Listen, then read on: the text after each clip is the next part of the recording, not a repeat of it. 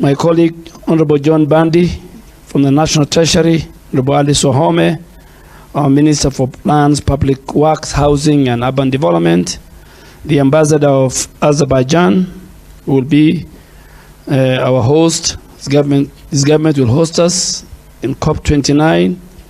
Distinguished guests, partners, ladies and gentlemen, good morning.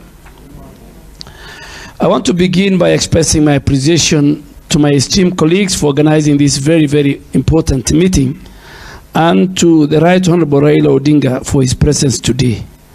His role as our candidate for the African Union chairperson and his experience as a former special envoy for infrastructure development in Africa are very invaluable and very dear to us.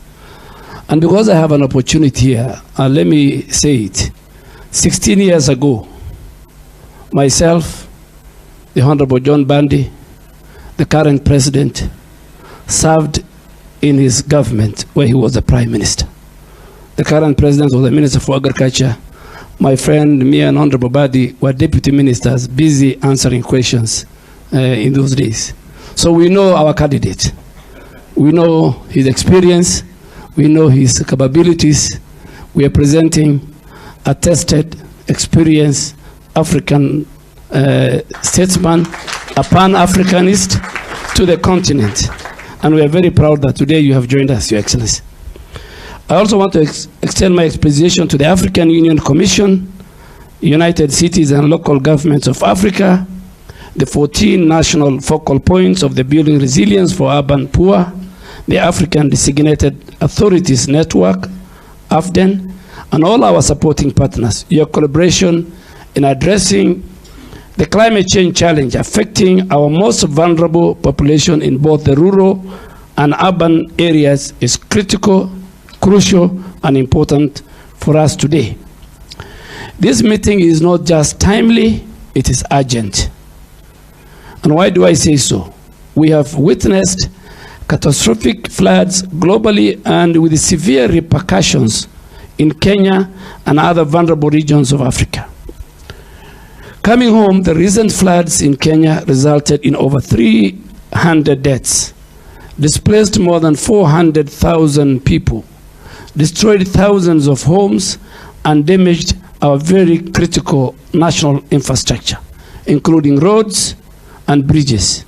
The destruction of livestock and farmland further exhibits the crisis we are talking about. And before these floods, Kenya endured one of the worst droughts in its history, displacing over 256,000 people and leaving 4.4 million people facing very severe food insecurity. All these combined impacts of floods and droughts have costed Kenya at least 5% of our GDP. And the effects of the poorest segments of our population, which are found both in the rural and in the urban, is very devastating. In Nairobi city, for example, 72% of our population were affected by the floods, with 54% of their livelihood and households completely displaced. The urban poor, who make about 60% of our population and reside in informal settlements and flood-prone areas, are shouldering the heaviest burden of climate change. While the government is actively mobilizing resources to recover from these recent floods, it is clear that we need to do much more to address the dire consequences of this climate change. According to the recent UN Habitat report, if current urbanization rates continue, approximately, which is 50% of Kenyans now will live in urban areas by 2030. Another UN report predicts that by 2050, 60% of Africa's population will reside in cities and towns.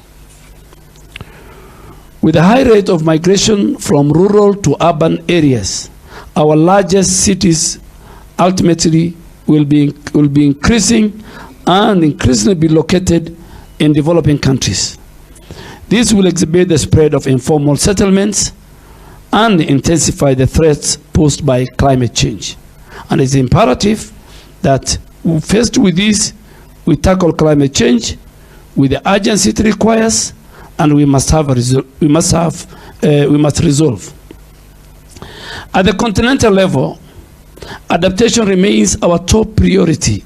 And as the current chair of the Committee of African Heads of State on Climate, that is Kenya, our President Ruto, and the chair of the African Group of Negotiators led by our Special Envoy on Climate Change, Ambassador Ali Mohammed, we are committed to making adaptation a key, important focus in all our multilateral processes as a country.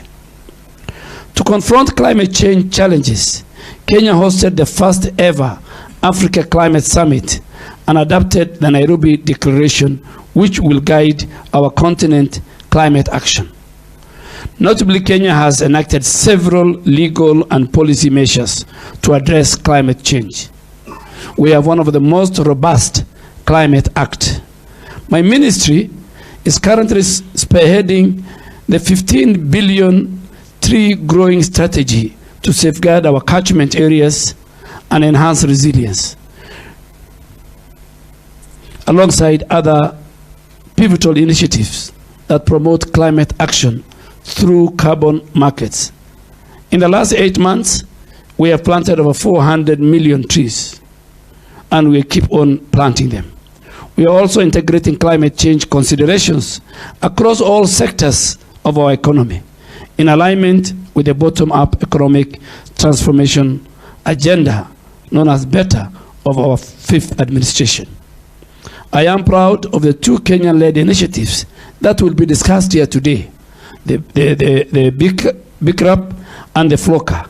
These programs aim to develop and implement infrastructure and social programs in order to build resilience among our most vulnerable populations, including children, the elderly, women, and the people with a disability, as committed in the Nairobi Declaration.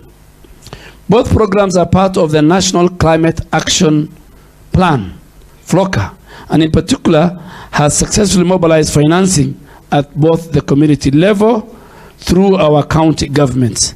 This pioneering program success must be expanded across the continent and to our urban centers.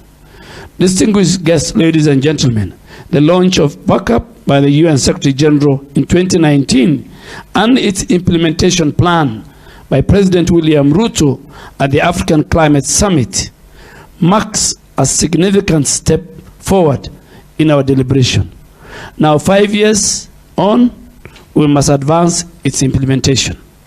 And I want to commend Honorable Ali Sohome and the Executive Secretary of the United Cities and Local Governments of Africa for their leadership in mobilizing resources for backup in the 14 African countries.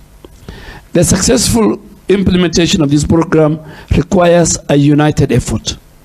Governments, NGOs, civil society, the private sector, international agencies must come together to provide the necessary funding, expertise, and resources to elevate it to the level of FLOCA. And I'm very hopeful that Backup Kenya will address critical challenges such as housing, water, infrastructure, including even accelerating our affordable housing and slum upgrading program, and supporting the Nairobi River Commission in its cleanup efforts.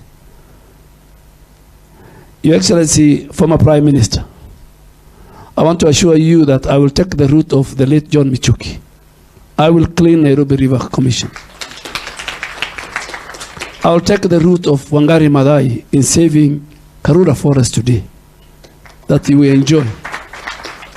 So the 141 industry players and many people who we have done through traceability and who are polluting the rivers, Nairobi rivers, you better think twice. There's a new sheriff in town. I will deal with it.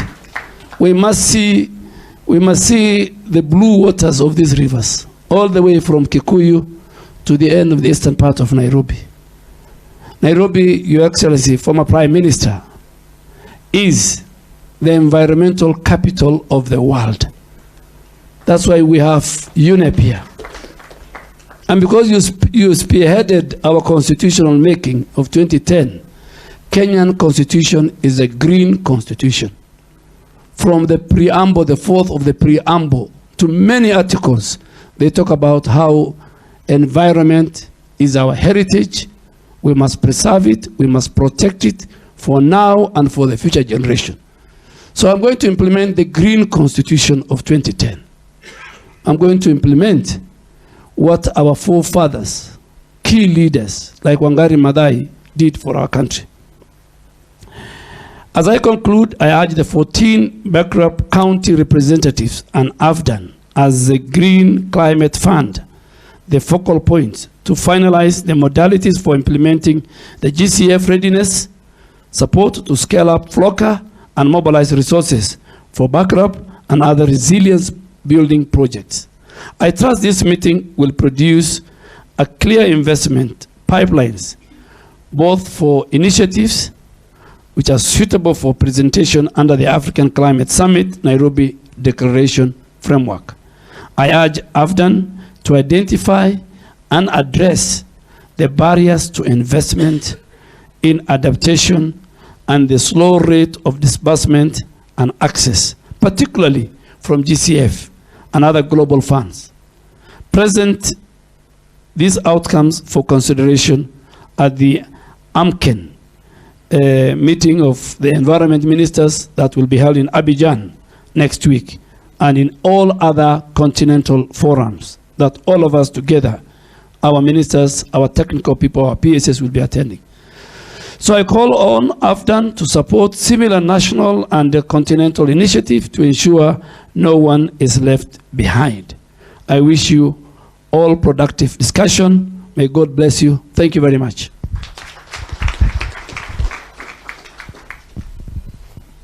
Thank you very much, Honorable.